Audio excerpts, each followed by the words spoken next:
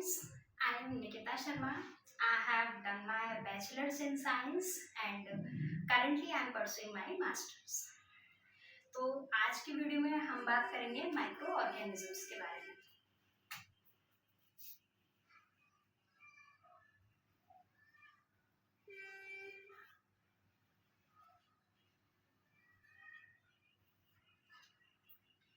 Micro organisms का एक और नाम होता है जिसे हम बोलते हैं माइक्रोब्स।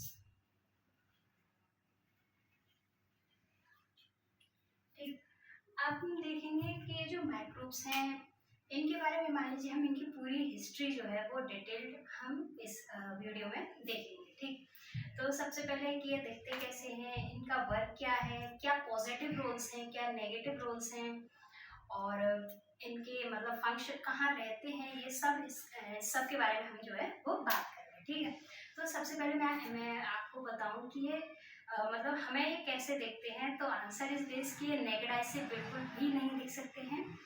फिर ये देखेंगे किससे, with the help of yes very good microscope. Microbes जो है वो इतने, देखो इनका ये नाम ही बताया है कि ये माइक्रो मतलब बहुत छोटे ऑर्गेनिजम्स हैं। माइक्रो एंड ऑर्गेनिजम्स मतलब ये बहुत छोटे हैं, तो ऑब्वियस सी बात है हम इनको नेकेड आई से नहीं देख सकते हैं।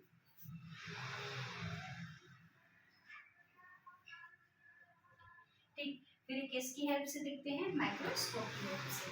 अच्छा, अब हम बात करते हैं कि इनके हमारी लाइफ में पॉजिटिव रोल्स हैं या नेगेटिव रोल्स हैं। तो answer is they have both roles. जैसे कि अब हम बात करें, हमने कर्ड तो सभी ने खाई होगी एंड वी ऑल नो कि curd is very beneficial to us, right. अच्छा, अब उसमें मैं आपको एक बात बताऊं कि कर्ड को जब हम मिल्क से जब कर्ड बन रहा होता है तो उसमें एक बैक्टीरिया है that is lactobacillus that play a very important role. मतलब ये मान लीजिए कि कर्ड में अगर हम मैं बोलूँ कि कौन सा बैक्टीरिया प्रेजेंट होता है तो दैट इज लैक्टोबैसिलस। और बैक्टीरिया क्या है, bacteria is micro organisms in itself. ठीक है, माइक्रो ऑर्गेनिज्म। अच्छा, इसका मतलब कि बैक्टीरिया माइक्रो ऑर्गेनिजम्स की कैटेगरी में आता है, बिल्कुल आता है। उसके अलावा और कौन कौन आते हैं तो पहले उन सब के बारे में देख लें। तो it's A B P and F, ये मेनली वो ऑर्गेनिजम्स हैं जो कि इस कैटेगरी में आते हैं। इसके अलावा भी और भी आते हैं बट हमारा फोकस जो है वो मेनली इन्हीं चार पे है। जैसे कि A for algae, B for bacteria, P for protozoa and F for fungi. ठीक, अच्छा तो मैंने आपको पॉजिटिव रोल तो इनका बता दिया। अब हम बात करेंगे इनके नेगेटिव रोल की। उससे पहले आपके लिए एक एग्जांपल है।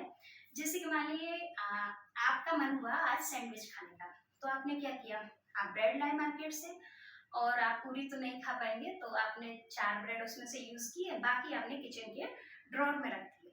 आपको रखने कहाँ चाहिए थे, यस रेफ्रिजरेटर में, बट आपने कहाँ रख दिए, किचन के ड्रॉर में। ठीक है, अब आपको 3-4 दिन बाद ध्यान आया कि यार ब्रेड थे वो कहाँ है। अब आपने देखा तो आपको वो कैसी दिखी, जैसे ये हमारा ब्रेड है, आपको यहाँ पे क्या देखिए, ये ग्रीन ग्रीन पूरी ब्रेड में जो है इस तरह से आपको दिखाई दी। अब आप बड़े सरप्राइज हुए कि व्हाट इज इट, क्योंकि आपने तो अभी तक माइक्रोब्स पढ़ाई नहीं है। तो आप जो है इस ब्रेड को लेके आप पहुंचे अपने टीचर के पास और आप बोले कि सर ये क्या चीज़ है, मैंने तो पहले ऐसा कभी नहीं देखा। तो वो आपको बताएंगे कि बेटा इट्स माइक्रो, दीज आर, ये जो है ये क्या है, ये माइक्रो ऑर्गेनिजम्स हैं। और जिन्हें हम क्या बोलते हैं, जिन्हें हम बोलते हैं फंजाई। ठीक है, फंजाई फंगी जो भी आप बोले वो है। तो ये क्या है, ये फंजाई है। अच्छा, इसका मतलब क्या है कि पहले तो आप सोचेंगे कि ये यहाँ आ कहाँ से गए, है ना।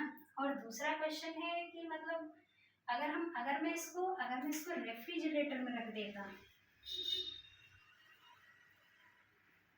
तब तो ये फ्रेश होती। इसका मतलब रेफ्रिजरेटर में कुछ ऐसा है जो इनको वहां पे ग्रो नहीं होने दे रहा है, राइट। तो अब हम बात करें कि ये पहली बात तो ये अगर हमने इसको यहाँ पे रखा किचन के ड्रॉर में, तो ये कैसे यहाँ पे मतलब ग्रो हो गए। तो आंसर इसके देखो, इन माइक्रो ऑर्गेनिजम्स को ग्रो होने के लिए दो कंडीशन चाहिए होती है। First is warm environment and second is humid environment. और क्योंकि आप जो है ब्रेड को इसी सीजन में लाए थे, तो वार्म तो है ही और साथ साथ बारिश भी हो रही है, तो ह्यूमिड भी है। तो ओबियसली बात है कि इनको जो है एक परफेक्ट इनको यहाँ पे रहने के लिए जो इनको जो एनवायरनमेंट चाहिए होता है वो मिल गया।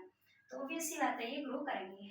अब ये रेफ्रिजरेटर में क्यों ग्रो नहीं करेंगे, उसका आंसर है कि यहाँ पे मॉइस्चर तो होता है, बट यहाँ पे कैसा होता है, कूल टेम्परेचर होता है, और ये कूल टेम्परेचर इनको ग्रो नहीं होने देता है, इसलिए जो है माइक्रो ऑर्गेनिज्म यहाँ पे ग्रो नहीं हो पाते हैं।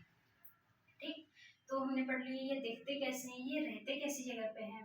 अच्छा, ये मेनली मैं जो है ये फंजाई की बात कर रही थी, क्योंकि अभी हम जो है पढ़ेंगे कि बैक्टीरिया, जैसे कि यहीं पे अगर मैं आपको बताऊं, बैक्टीरिया जो है वो मेनली दो कैटेगरीज का होता है। अभी हम एक ब्रीफ इंट्रो ले रहे हैं, बाकी इन सब के बारे में स्पेसिफिकली अभी आगे पढ़ेंगे। ठीक, जैसे कि अगर हम बैक्टीरिया की बात करें तो वो आर्की बैक्टीरिया और यू बैक्टीरिया, इन दो कैटेगरीज में हम इसको डिवाइड करते हैं।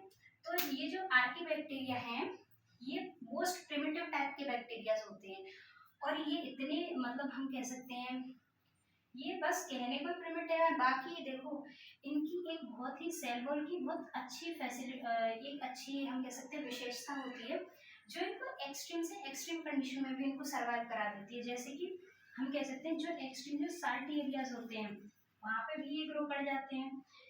नेक्स्ट है कि